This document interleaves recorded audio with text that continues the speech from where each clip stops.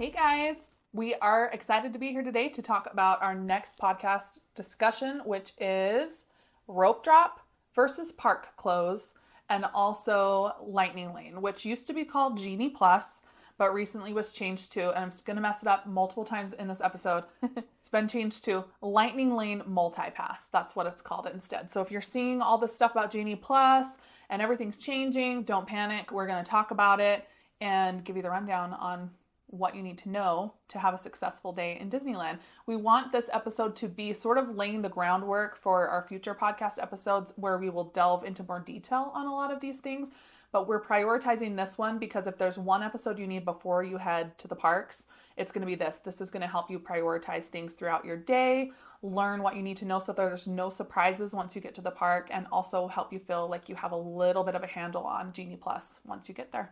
I think we're going to just make this a little bit more broad, a little bit more, haven't been to the park before, or it's been a while, and just like, sometimes you just need a little bit of a step-by-step of like, what to expect when you get there, because you kind of forget when it's been a hot minute, or if you've never been there, just the things that will make your day go a little bit smoother. So we probably have talked about this before. If you followed us on other social media and seen other interviews and stuff with us, we have talked about this a lot, because our number one reason that we do this is because when we went on our first trip back in 2019 with our kids, we both came home from our respective vacations and we just were like, we could have done that so much better if we had just known these simple things. And it was little things like how big the park really is, what the lay of the land is between one ride and another, what to expect when you're going through security, and the fact that they're going to take apart everything that you've just packed for the day, like just little things.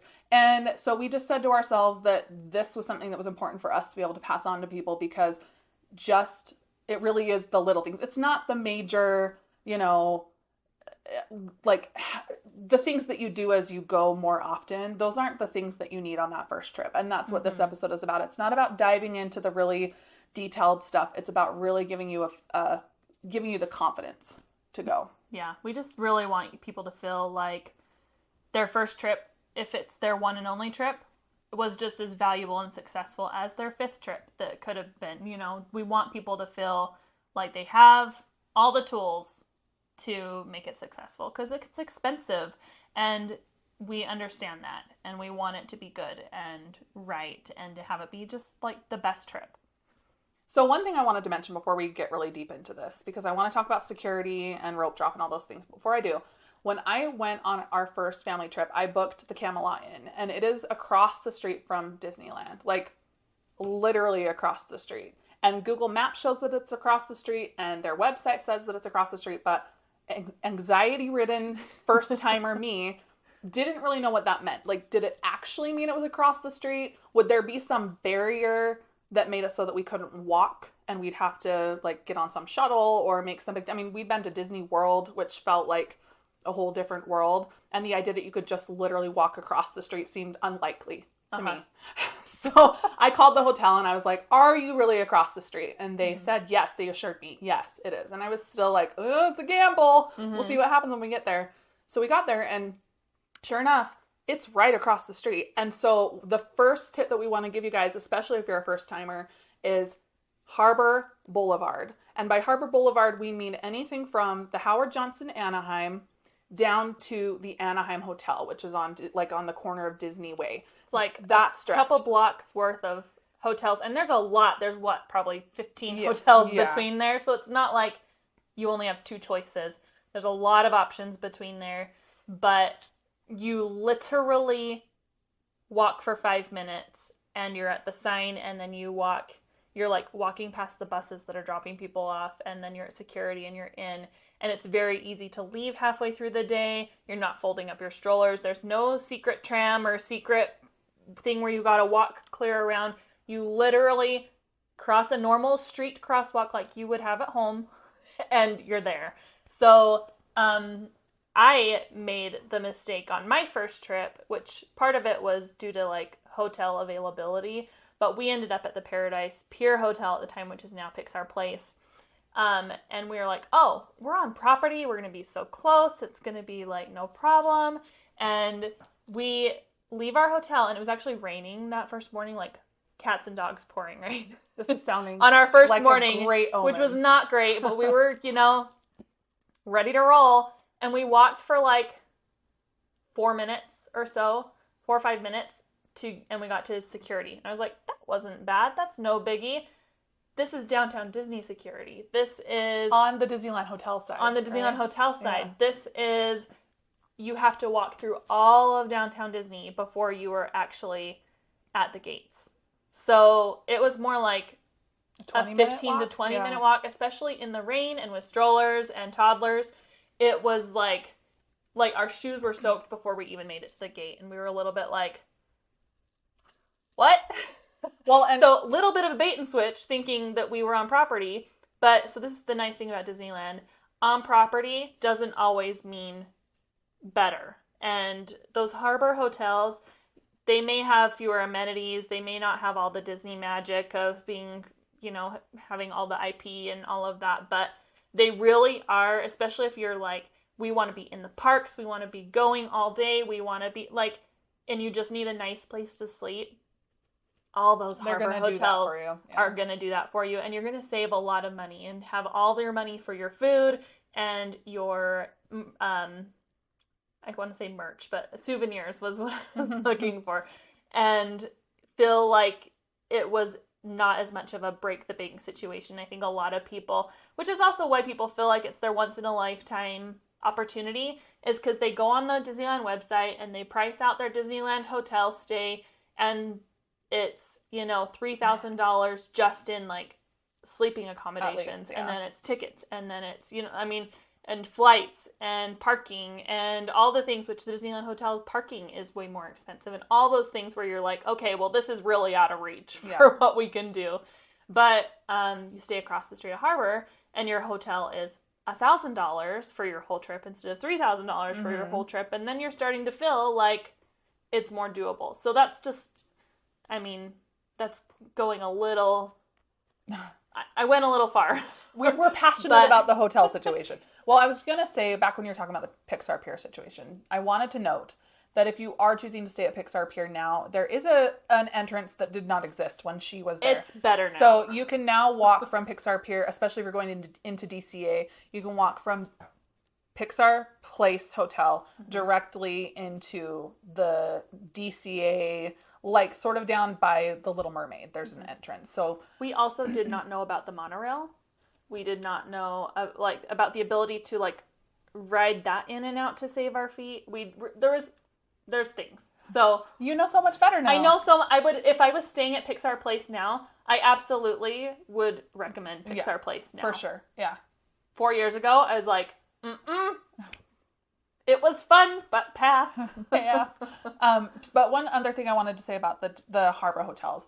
So you've got I feel like there's a nice price differentiation. Like you can choose anything from the Courtyard, which has a water park area. It has bunk beds. It's a Marriott property, and it is a little bit more expensive per night, but it's still cheaper than on property. Yes.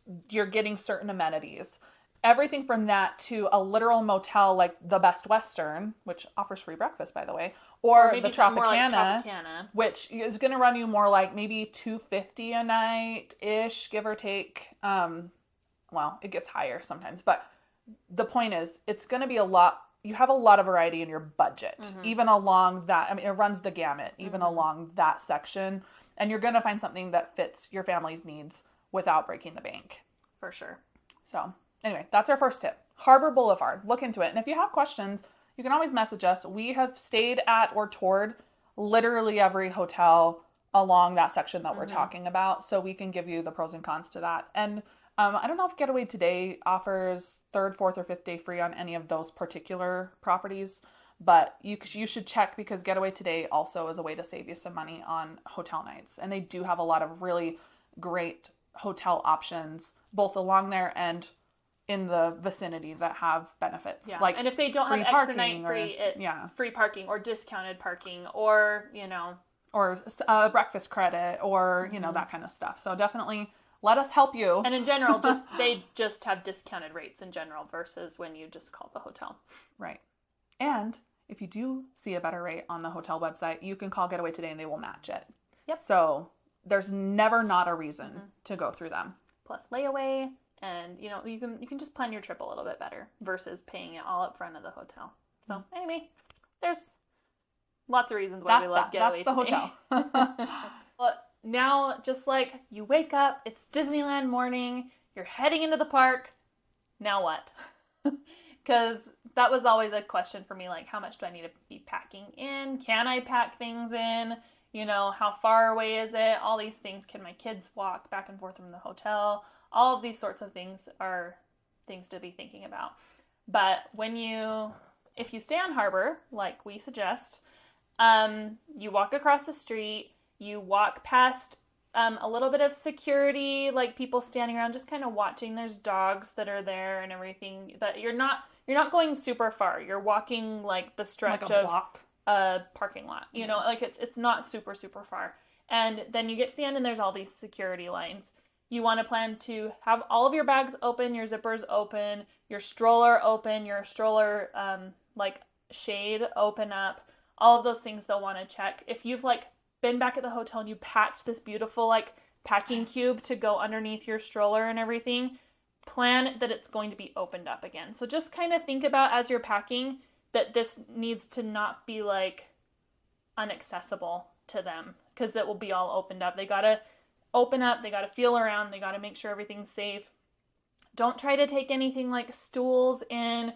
You can't take things like glass bottles or loose ice or anything like that. Make sure you've like checked Disneyland as far as like what you can actually take into the park. You don't want to have them be either confiscating stuff or they will tell you can keep it, but you have to like take it back to the hotel. You can't bring in pocket knives. You can't bring in, just check your person before you head into the park. Like mace, like things that you might have in your purse just generally in your everyday life, they will either confiscate or make you take back. Like a little pocket knife on your keys. Like it doesn't have to be something that you're like, I'm taking a pocket knife into Disneyland. No, we've had it happen in a backpack before where we've been like, oh, oops, because it was just in the backpack, not because we needed it in Disneyland. Right. Another thing to note before you even get through the gates is your stroller size.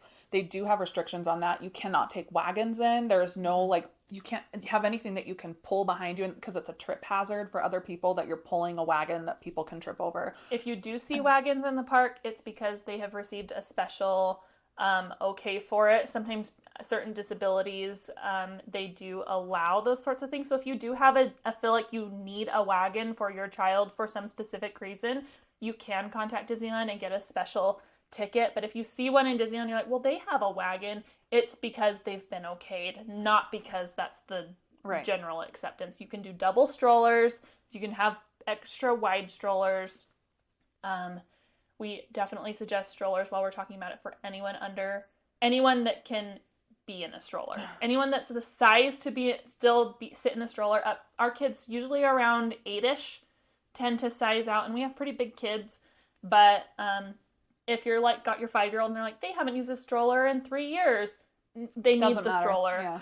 Yeah. Please plan to rent or bring a stroller, because the Disneyland strollers, they tend to run out. They're not very good, and you also have to leave the stroller on property. You can't take it off property, so you've got a kid sleeping at the end of the night. You drop off your stroller, and you have to haul them back to your hotel, which is a whole journey. This is something we can talk about more, but just keep that in mind with your stroller situation.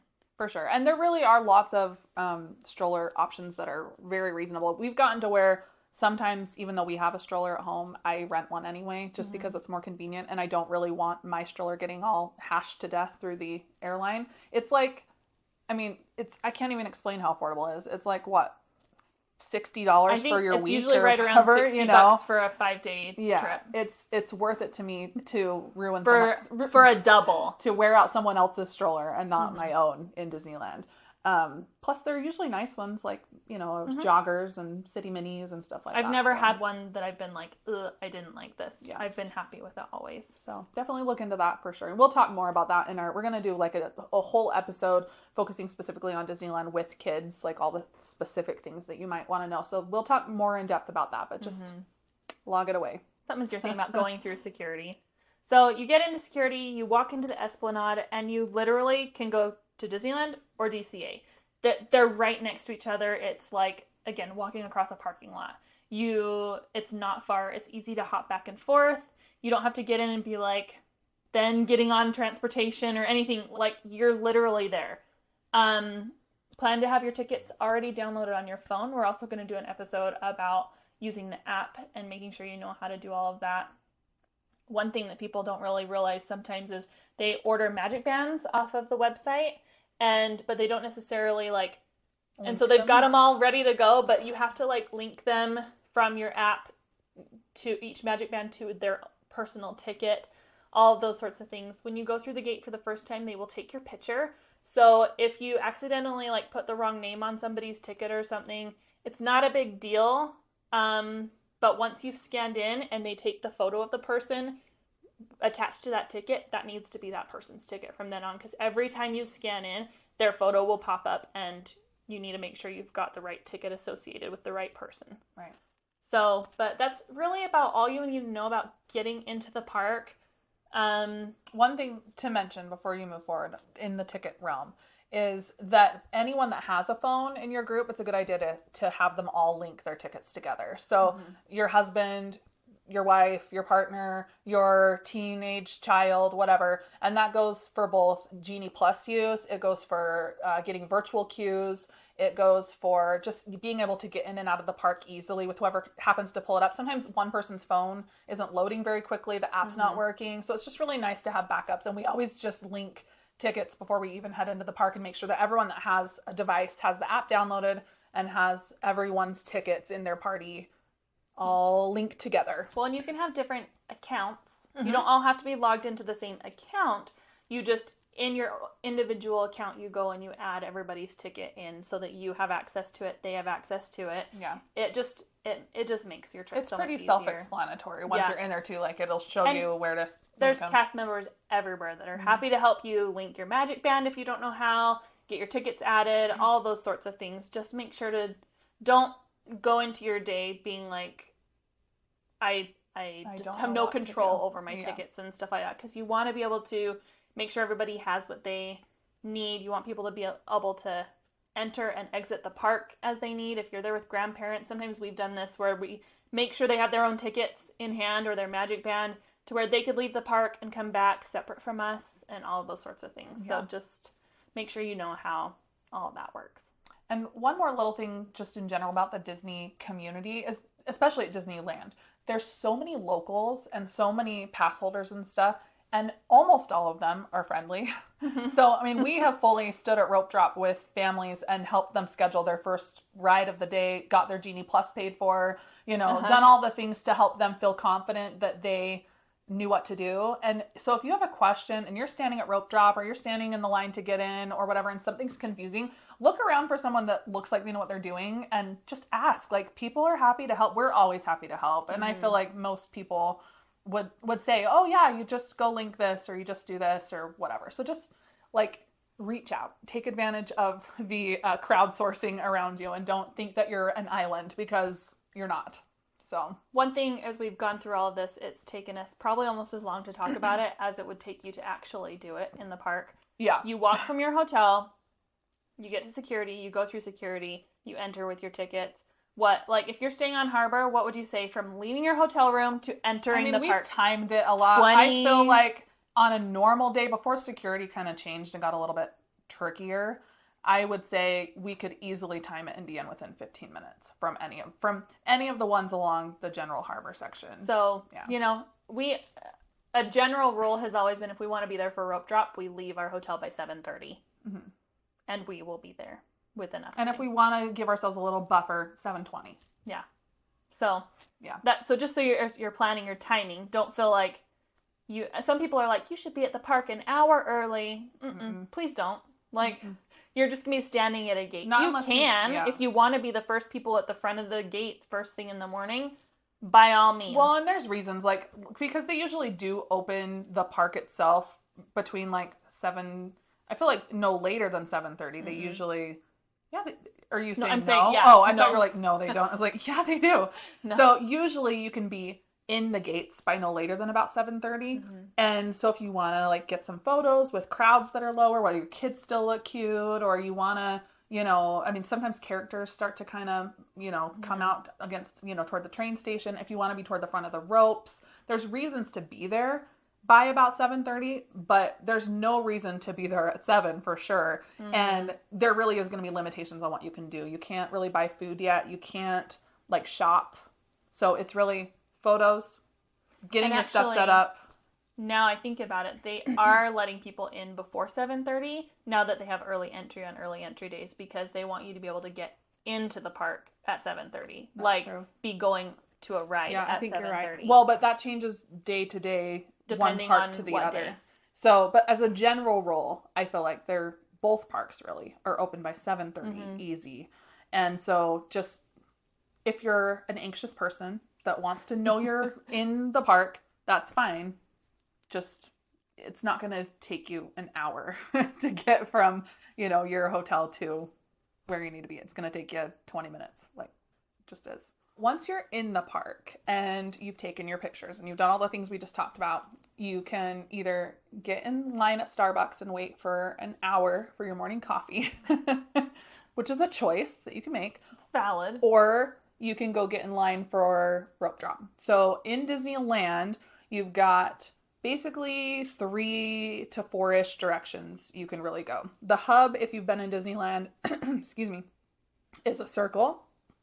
And each of the lands kind of comes off like a little web, like a spider web off of each thing. So you've got Adventureland, Frontierland, Fantasyland, Tomorrowland. Those are the areas. And also there's a little bit of there's a Fantasyland through the castle, and then there's a Fantasyland but past the Matterhorn. That takes you more toward Toontown. That takes you more toward So if you're wanting to do like Matterhorn or Toontown or Small World, I would bank right. But if you're heading straight to Peter Pan, go through the middle, under the castle. Yeah. So if you're going to, I mean, the major attractions that you would be wanting to rope drop would be Indiana Jones, which is a little bit of a gamble because sometimes it's not open when the park opens, but at least it's toward the front. So if it isn't open, you have a lot of ability to like pivot.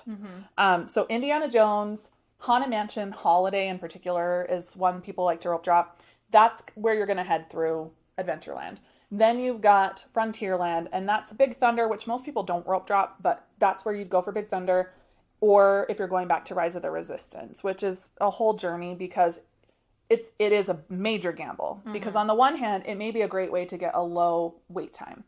On the other hand, if you get there and it's not open yet, which happens probably, 50% of the time, I feel like, you are now at the very back of the park. And by the time you turn around and trek back out and decide to go to Fantasyland or whatever, all those lines are now, 20 minutes later than what they would have been. Even as it sits, because Rise is such a long ride, even if you get a 15 or 20 minute wait, you're there for 20 plus minutes in the ride itself. You're out at 9. And it's like almost 9 o'clock. Yeah. You tend to spend your whole first hour on Rise, which, if that's important, it's not the end of the world, but it may not be necessarily the way you want to spend your morning when you, say, have a bunch of little kids that could be spending time in Fantasyland for an hour. Hitting all of it. 7 different rides over the course of your morning. Right. So it's a choice. And if you have multiple park days, if you're on a 5-day trip, try it one day. You know, it's not a bad choice. It's just not one we usually bank on because it is a time suck and it's a gamble. So Rise of the Resistance.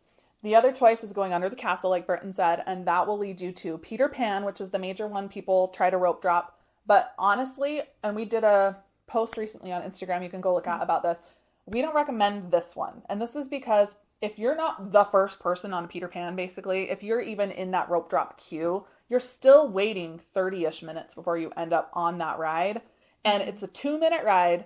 And in the meantime, all the other queues are filling up. So I feel like when we like to rope drop Fantasyland, we usually start with all the other ones. Like we do Snow White and we do Dumbo and Casey Jr. and the Teacups and Alice in Wonderland and Mr. Toads. And we hit all of the other ones. And then we decide, do we want to go stand in the now 40-minute Peter Pan line or not? And usually we don't. But if it's... I love Peter Pan. Me too. I hate the wait. The load time is just so slow. So this is why it's such a problem, is even if you are the first 100 people in Peter Pan, you have a 30-minute wait. Yeah. And so it just like 30 minutes early in the morning when you could do other things, or 30 minutes at a different time when all the other because things it are 30 stays that way too. all day. Yeah, it doesn't get really a lot worse than a 45-minute wait. Mm-mm. I still wouldn't pick a 45-minute Peter Pan wait, but everybody's got their thing. Everyone has their thing. It's a hard one. And I feel like if it's your only trip ever, you should make a point to go for sure. I love Peter Pan. But it is a challenge for me because you get off and you're like, even my kids, they'll be like, that was it? Because it's so short. It's so short. And the queues... Which is sad because it's actually very fun as far as a dark ride because you're in the boat and you're hanging versus kind of like glide. A normal cart. Mm-hmm. Yeah. So. But the queue is particularly tight. It's like you're basically just hugging the people in the row next to you. Mm-hmm. And as is all four of the, well, I would say maybe all the Fantasyland rides. It's a original to the park back in the 60s when everybody was really skinny.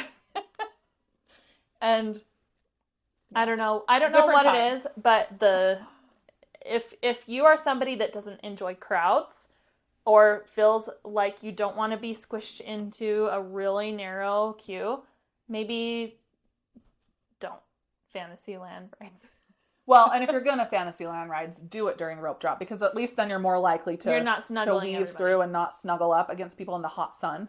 Yeah. But anyway, that was a long caveat. But the point is, strategize Fantasyland in a way that gets the most rides out of your day, because the people that are rope dropping Fantasyland have small children, and small children want to move quickly. They want to feel like they're doing a lot, and especially when they're really excited first thing in the morning. They just want to do stuff. They would rather hit 6 less good rides than wait for Peter Pan. At least I feel like that's the case. That's our experience, anyway. You also, because you're kind of right there.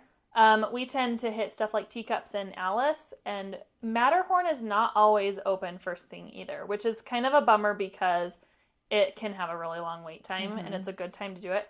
But it will open usually within the first half hour of park opening. So if you've kind of done, Alice and Teacups and Storybook Canal and you just kind of like eyeball it, you can hop on a 10-minute Matterhorn pretty quick. And so that's kind of a good, and then you feel like you've got a big ride out of the way, plus some of the smaller Fantasyland stuff. So then, continuing on your rope drop journey, your other choices are Toontown, which sometimes Runaway Railway, which is kind of the headlining ride in Toontown, isn't open as well. Some of those ones, they just kind of, I don't know why it is. I don't know if it's just that if they don't start, they've got to like kick them in the back or something. Well, I do know that they have to do certain things, like the cast members have to walk the track every morning. And like there's like same with like Indiana Jones. Like there's things that if starting things up was a little slow or moving through and doing all the security, the safety checks and stuff like that, maybe took a little bit longer. Sometimes they just delays. aren't okay to be open yet. Yeah. So, but you still can go to Toontown. There's still Roger Rabbit and there's the Gadget Go Coaster. And usually by the time you do those, Runaway will be open. Or if you play around a little bit, and the characters come out pretty quick there and everything. So it's not a terrible one to go spend some time in. Right. It's my kids' favorite place to rope drop. Actually. Is it? Yes. Since the new Toontown, they beg to have rope drop be in Toontown, and they don't even really care if they get on the rides. It's all about that playground and the potential characters. And it's empty in the morning. Yes. They love that they have basically full reign of the play area. And also they like looping Gadget's Go Coaster, which I don't love riding because it's hard to get in and out of, and it's again kind of a short one. I'm very much like a cost analysis person when it comes to rides at this point. I'm like, too much work. I mean, who isn't? And the queue is long. You have to like weave through this giant queue even if there's no line. So anyway, my kids like to loop that, and we just kind of sit there and watch because we don't have to go on it with them at this point. But the character, Mickey and Minnie, like you said, their houses, they sometimes start meet and greets outside their houses at that point. And if it's not them, they bring out Daisy or Clarabelle or, Goofy's out there a lot in the morning. Goofy's out there in the morning. So, it's a great way to It's a good way to just really, kind of like Fantasyland, immerse yourself in what Disney is kind of early on. And it's all little people. Usually the older teenagers and stuff have all ran to like the bigger headliners. So it really is like, you're not worried about getting trampled and feeling like all the crowds pressing in. You get to you can take really cute photos. Vibe. You can pull the sword from the stone. You can hear the music. You can have, like all the things that is enjoyable about just like magical classic Disneyland is Fantasyland and Toontown. Yeah. So that's those two. And then the only other section you can really go to is Tomorrowland. And that would be basically Space Mountain is what people run to on that one. Yep. And it's one of those too, if you're not toward the front, you're going to get a solid like 20-25 minute wait, which we've done before and felt a little bit like, and again, you're not getting off till like 8:45 or something. You've kind of wasted a good chunk of your morning, which isn't the end of the world. I mean, it's still a way better wait time than the rest of the day when it's going to be a 60-minute wait. But just all things to like kind of consider. So that is Disneyland rope drop. Should we talk about DCA rope drop? It's a whole different journey. Yeah. All right. DCA is really fun to rope drop. Mostly because of Guardians of the Galaxy. We are a little bit biased. No, DCA, I don't know what it is about it. It tends to be a slower roll first thing in the morning. Like, it doesn't feel as crowded quite as fast. I don't know if people are just like, I don't know, more chill going into DCA in the morning. No. But I feel like there's just, maybe DCA's bigger in some ways. Like, the rides that you spread out a lot quicker. It does have a bigger footprint. So I think there's something about it. It feels empty longer. So your biggest rides that you're going to be doing, there's really like 2 or 3 different options that you're going to take when you go to DCA for rope drop.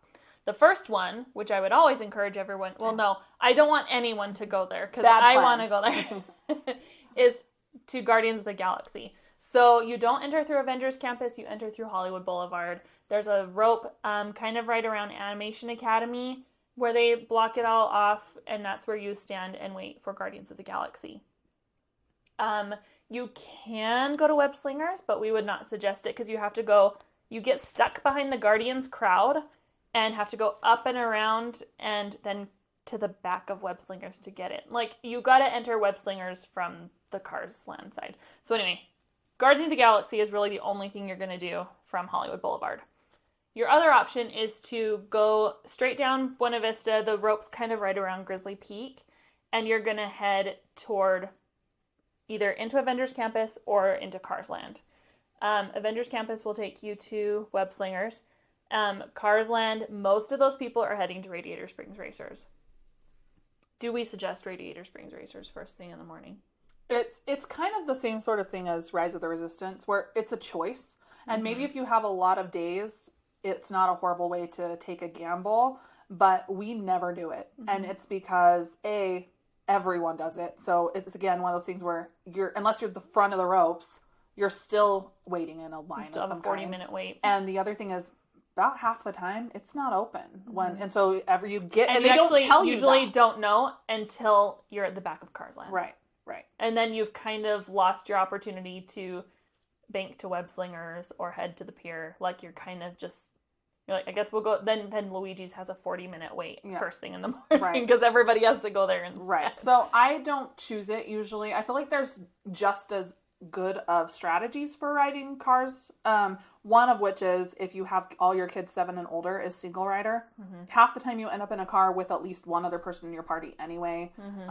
So I feel like we tend to go that route the most often. And also, if it hasn't opened up first thing in the morning, which again, about half the time it feels like it hasn't, you can just keep an eye on it on the app. And once it pops up, you can walk over there and expect really not worse than a half an hour wait in the cooler hours of the day. First, kind of early-ish in the morning. Yeah. And then, I mean, all of a sudden it will jump up and be 2 hours or whatever. Yeah, if you wait till about 10 or 10:30, then you're going to be in the long wait.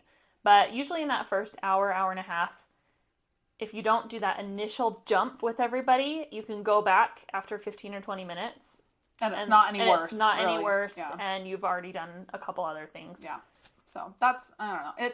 And I love that ride. It's one of the best rides in DCA. There's a reason it has a long wait all the time. Yeah, but it's just, the queue can be really hot and long.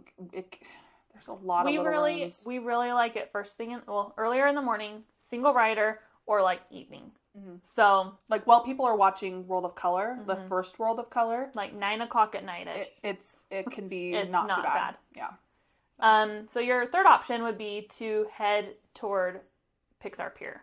So most of the people there, you can break off and go that way from the Cars rope, but some people also line up above by Little Mermaid. And so that one's going to be a little bit quicker for you. So head up around Grizzly Peak and stand at the ropes at Little Mermaid. You're going to go like past Soarin', like clear up around toward like the Grand Californian and the whole go around Grizzly River Run, just so that's clear. So you'll head down. This is where we would suggest you do Midway Mania and the Incredicoaster. Those are kind of the ones that get the longest waits. Midway more than Incredicoaster. Incredicoaster will stay low longer. But then you can also hit up all of those pier rides with like 5-minute or less waits all morning. Yeah. Like if the pier is important at any point in your day, you should plan to rope drop it one day, because it's nice and cool down there first thing in the morning. It gets really hot. And the wait times are just nothing. My kids will do Silly Symphony swings. And there's so many seats on that they will just like let them stay on. They don't even make you get off. They're just like, yeah, you can circle it again. They just like circle it. So that one, Goofy Sky School's down there. Sometimes it's not open first thing, but you can often get on it. Well, I like that there's a lot of options down there for different heights. So like you can, Midway Mania has no height restriction. Well, your older kids are on Incredicoaster. Your little kids can go on Jesse's Critter Carousel. Like I feel like it's a little bit more family friendly for everyone. There's something for everyone to be doing. There's also the Ferris wheel, the pal around. It's one thing to keep in mind with it is that it's just kind of a slower run in general. It will eat up a good chunk of your morning, but you can really do absolutely everything on the pier in the first hour and a half. Hour and a half, if you want to. Everything is open, if everything's open like it's supposed to, without delays. Yeah, I think that's fair. It's a big chunk of the park to get out of the way comfortably. And then you don't even have to go back to it. No. Unless you have Genie Plus and you want to go back down. Yeah, but then you would go back and do Incredicoaster, Midway. Maybe go back and get some lunch at Boardwalk. Yeah. Sounds like a lovely day. I know. I was just thinking about that. Like, this is sounding better and better. So that's really the rope drop choice. You could go to Soarin'. But Soarin' also keeps a low time. You don't have to go there very first thing. It keeps a low time for the first hour and a half of the day. I think so. That you could do. We often do stuff like we do Guardians and Web Slingers and have some breakfast. And then we go to Soarin'. Yeah. You know? And in the meantime, we booked a Lightning Lane. For Midway. For 10 and we're going to go to or whatever. Yeah. So that's kind of how we roll. So DCA is just really different. Your strategy is different because it's less about quantity at DCA generally and more about the quality of hitting those more headliner rides like Web Slingers and Guardians. That can have ridiculous waits later for no reason. Yeah. I mean, for good reason. For good reason. But I mean, Guardians. But especially I think about the pier and like Silly Symphony or something having a 40-minute wait, and you're like, it's a no for me. Pass. So that's that. So that's DCA. So that would be your basic rope drop strategy. So if you're saying how do I prioritize this? Go back, listen to this again, and write down what we just said in order. Like do this, then this, then this. We also have some on our website. We have a section where we talk about rope drop, and we kind of give a lot of this advice in more of a list that you could copy and paste into your notes. So now that you've rope dropped, the next question is, how do you start incorporating Genie Plus into your day? Not Genie Plus. It's not Genie Plus. Lightning Lane MultiPass into your day. I was trying to think of a shorter name for it. LLMP. And it was like, if you're going on lump. It didn't work. Fail. So because things aren't complicated enough at Disneyland, we had to change a 2-word thing to a 4-word thing that does the exact same thing.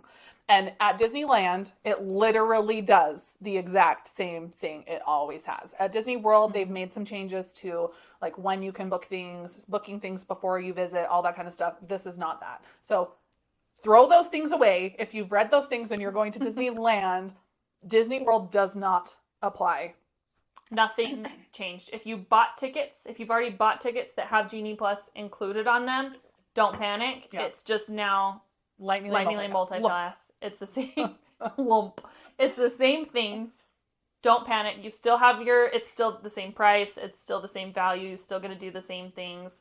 Nothing's changed. But let's tell you what those things are. Right. So, Genie Plus, Lightning Lane MultiPass. My gosh, this is going to be really hard. It is. Lightning Lane MultiPass gives you access to certain rides in the park, most of the major attractions in both DCA and Disneyland, for a set price every day per person. It's usually between $30 and $35 a person now per day, which is a lot. It used to be $20 to $25, so we'll talk about that. Anyway. You're not bitter. Not bitter and annoyed. Well, because when you have 6 people in your family, that goes from like $150 a day to $200. I mean, it makes a big difference all of a sudden in your... It's huge. Your money per day, which before we delve in, let's just give you this one tip. And that is to tell you that you don't need Genie Plus every day. You do not need to add it to your ticket. If you haven't yet, don't, because really there's ways to save yourself that extra $180 or whatever. Unless you're only going for like 2 days. Well, you know you want it. Yeah. If you're going for 3, 4, 5 days, you don't need it every single day. Right. Because you're just going to strategize a little differently. What you're going to do is prioritize rides during the days you have Genie Plus, have them be more ride heavy days. And then somewhere in between there, once or twice, you're going to choose to not. And on those days, you're maybe going to swim at your hotel in the middle of the day. Maybe you're going to have a character dining reservation at some point. Maybe you're doing Bibbidi Bobbidi Boutique. That's going to take a chunk of your day. Maybe you're going to prioritize shows or waiting for fireworks or waiting for a parade or all of those other things. Yeah. So that's a way to just save you some money. Just save the Tiki Room and, Fantasyland and all the things that don't count on Genie Plus and prioritize those into 1 or 2 of your days. And then on the opposite days, you're going to really heavily utilize your Genie Plus. Because you can still have a really amazing day at Disneyland without all the headliners and the Genie Plus. There's plenty to do. You're not going to be like, oh, well, that means we don't then only get to ride 3 rides and wait an hour for each of them. Right. No, you don't. You just do different things. You make different choices. Well, and you can still rope drop and close the park out. And both of those things will give you access to a lot. I mean, we don't start scheduling our lightning lanes until a couple hours into the day anyway. So if you've done rope drop right, you've already hit Guardians and Web Slingers and Midway Mania, and you don't even need those 3 at all. And so really, the thing to keep in mind is you only get to use it once on each ride. So if you're like, I want to ride Guardians of the Galaxy more than once and not wait in it, you rope drop it. You don't use your lightning lane first thing in the morning. You don't schedule an 8 a.m. Guardians of the Galaxy. You rope drop. You walk in with everybody else in the standby queue, and then you schedule a Guardians of the Galaxy for 2 p.m. Right. And go back. Well, later. And this goes for any ride ever on Genie Pluses. If you show up to that Genie Plus, it's not Genie Plus, but you know what I'm talking about. If you show up to your Lightning Lane MultiPass selection and there is a 10-minute wait for the ride you're about to get on, cancel it. Actually, don't cancel it. Don't cancel it. Modify it. Because if you modify it, it's not going to start your window back open, which we'll go into more detail on. But it's so confusing, guys. It's confusing, but we will have a whole episode about all the nitty-gritty of it. So stay tuned. But it's really not complicated once you figure it out. It sounds really convoluted and hard to process, but once you see it in practice, it's really not as bad as it seems. But if you cancel a lightning lane, it's going to start your 2-hour window, your 2-hour penalty over. If you modify it, your time stays the same. So, or your next booking time stays the same. So anyway, don't walk up to Soarin' with a 10-minute wait and waste your Soarin' pass unless that's the only time you're going to get a chance to ride it anyway that day. Save it, because that is useless. So anyway, we'll get into more detail about that. Don't panic. I'm worried that we're panicking. I think you're panicking people a little. This is supposed to be basic lightning lane. Keep it simple. Keep it simple, stupid. Okay, that's what the acronym should have been for it, not LLMP. KISS would have been better. Okay, so other things to note.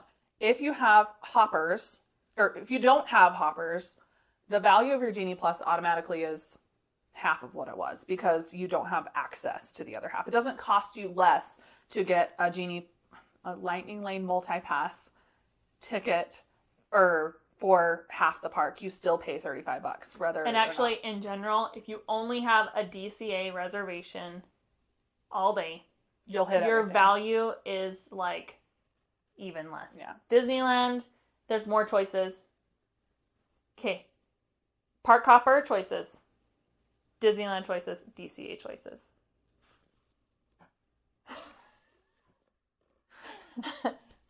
And if you can't see me right now, you're just listening to me. I'm saying if you do have a hopper, you get to have 15 choices of rides throughout the day. If you're just in Disneyland, you have maybe nine choices, and then in DCA you have 6. I mean, that's not the right numbers. Math. It was probably close, honestly. So consider that. Say to yourself, if Genie Plus is Lightning Lane MultiPass is something that you want. Why did they have to change it? Why is it such a bad name? Because they didn't want to go back to Fast Pass or Max Pass. You mean they've used up all the good stuff? They've used up all the good stuff, so now they're just like, let's be super clear. So this is the point in which if Genie Plus Lightning Lane MultiPass... See, it's harder than you think. ...is something that you want a little bit better of a lay of the land on, pull out your notebook. Because we want to tell you the rides that go quickly, or the first ones, because they kind of, what happens is you schedule them they get scheduled throughout the day. Say they have 100 time slots for 9 o'clock and 9:30 and 10 o'clock and 10:30. That as soon as those start booking up, it gets later and later throughout the day to where then they just don't exist anymore. Once they've all been booked up, they book up. And some of them book up quicker. People select them sooner in the day, or they have a lower capacity. They can only do 50 every half hour instead of 100, or whatever the numbers are. So there's certain rides that go quickly. So for Disneyland, that would be Indiana Jones, Space Mountain, Haunted Mansion Holiday. But right now it's not even on it because of the construction. So that doesn't count. But in a normal year. And Runaway Railway. Mm-hmm. Those are probably the 4 that I would say. But not as fast. Matterhorn doesn't go quite as fast. It's usually, it can get to where it's about 2 or 3 hours away. Mm-hmm. But these ones are ones that like, it's 11 in the morning and you can't go till 7 o'clock at night. You know, like they start to get really far out. So those are your priorities in Disneyland. In DCA, your priorities are Guardians, Midway Mania, Web Slingers. Really, those 3. Those 3.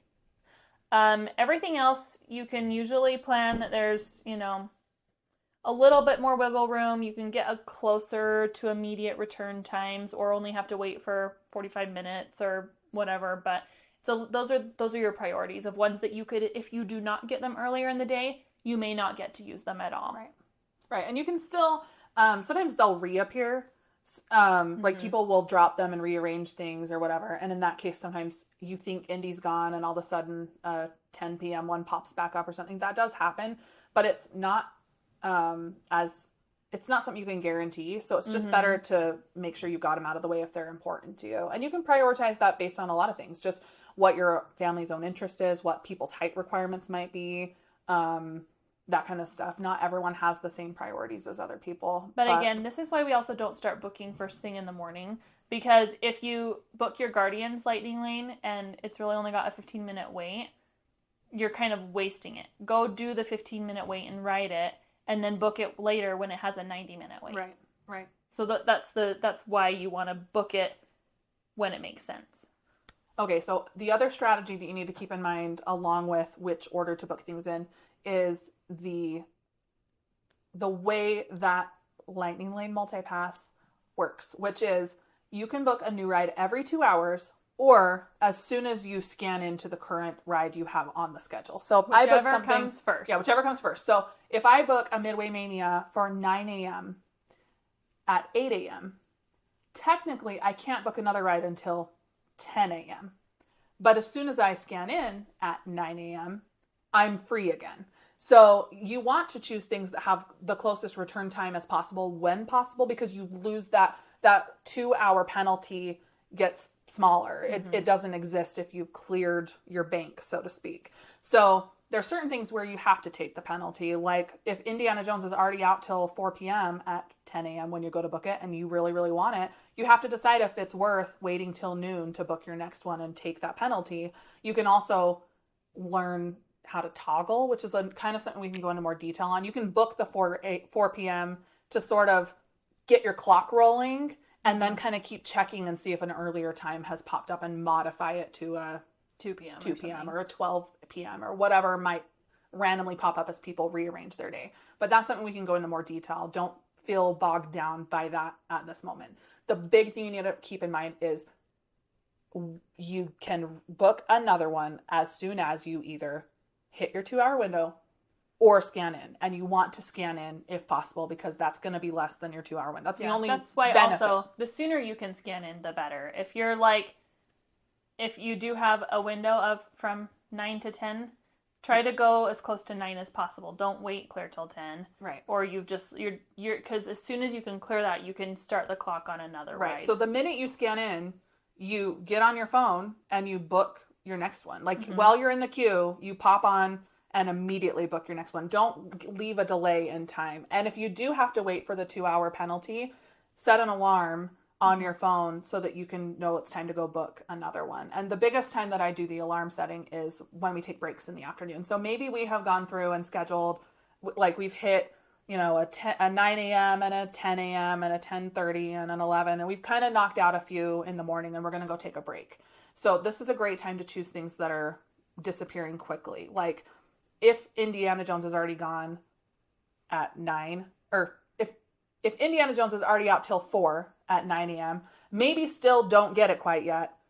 Use the ones that are closer, get a few out of the way, and then when you're ready to take a break in the afternoon or go to your dining reservation at noon or whatever, where you're already maybe going to have a little bit of a window, that's the time to take the penalty and grab the now 8 p.m. Indiana Jones or whatever, because then you're just going to set your 2-hour alarm, and while you're taking your break or you're at the swimming pool or you're taking a nap or you're eating your dining reservation, the minute that hits, you can book another one. You can hold more than one. You can hold several at a time if you want, but you can only hold them every 2 hours. So, but sometimes when we take a break at 1, we come back at 5, and I've now stacked a 1 p.m., a 3 p.m., and a 5 p.m., and we've got 3 rides ready to roll the minute we hit the ground. You booked them at 1 I booked p.m. one at 1. One at 3, and one at 5. For 6, for later. 6:30, and 7, right? Or 6, 7, and 7:45, or whatever, for later that night. So that's the benefit of stacking. You don't want to stack while you're still actively using things in the park, because that's just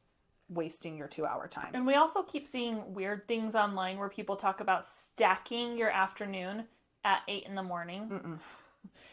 You still, like I said, you have to wait for people to take those time slots for it to get later in the day. So you need 100 people to take the 9 o'clock slot, and 100 people to take the 9:30, and 100 people to take the 10. You can't just at 8 o'clock book a 4 o'clock because it sounds fun. It has to have moved out to, enough people have to have reserved it to where it's pushed out to 4 o'clock. Exactly. You're not just like going in at 8 in the morning being like, well, I want to go on Indiana Jones at 4 p.m. That's not That's a not choice. where it's at. That's not how it works. It's at 9:30. But you don't necessarily want to go at 9:30 because you could go do a 20-minute wait on it right now. You know? And there's reasons people want to, like, let's say you really want to ride a certain ride at a certain time of day for a reason. Like, you want to ride Grizzly River Run when it's at the hottest part of the day or whatever. That's a reason to kind of just keep an eye on it. Like, if you go in at 9 a.m. and it's at 9:30, it's not the time to book it. Book something else.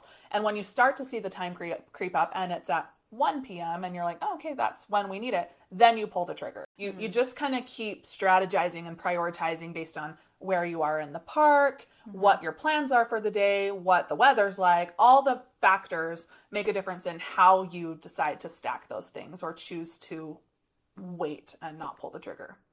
So. That might be a little bit like beefy for some. Like, we weren't trying to be complicated, but it is a little bit of a basic understanding of what you need to know with Genie Plus. And if you want to know all of our strategies and all of our like nitty-gritty stuff, we will work on an episode very, very soon about It's like a deep dive. all the deep dive, how to get the most out of it. We did, I don't know if anybody sees this, and if you want to go back and look, you can look on our YouTube. We have a video.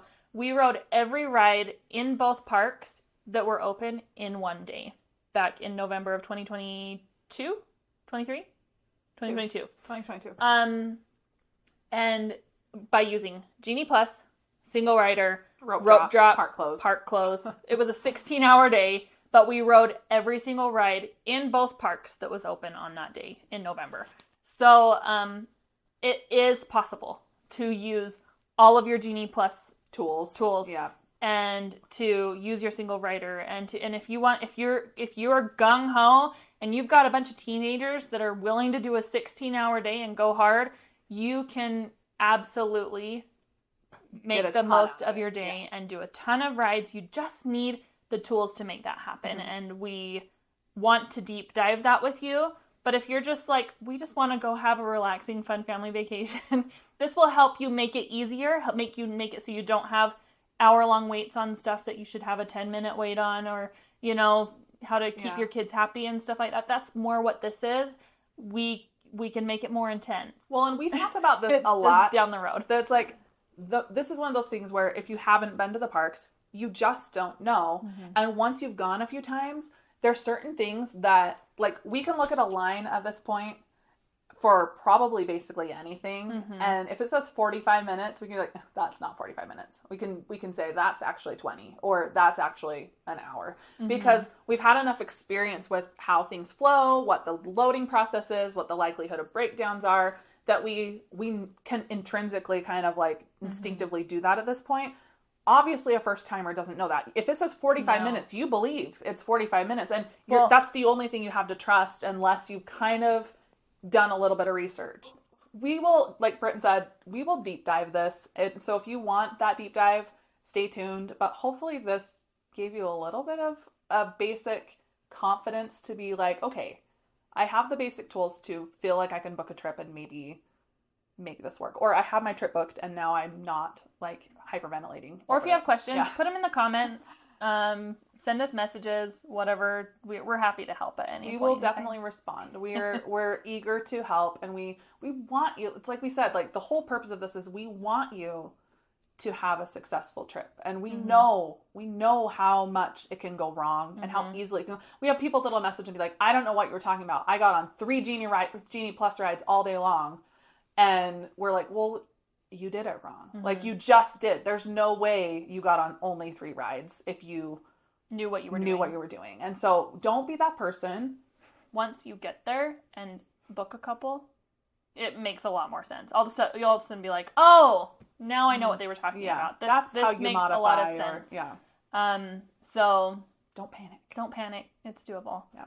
But we should also talk about park close as an option. Okay. So park close is another good strategy for getting on a bunch of rides with low wait times and low heat and all of those sorts of things that come in the middle of the day. So if you've Genie Plus, you've stacked your lanes for the night, you've got all of that.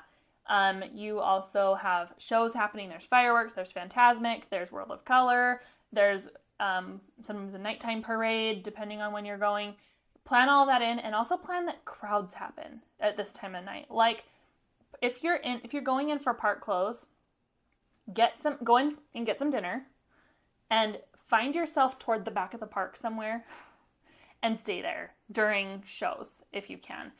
This is a great time to ride Rise of the Resistance, is during fireworks or Fantasmic. It almost always has a really low 30-45 minute wait, which is a great time.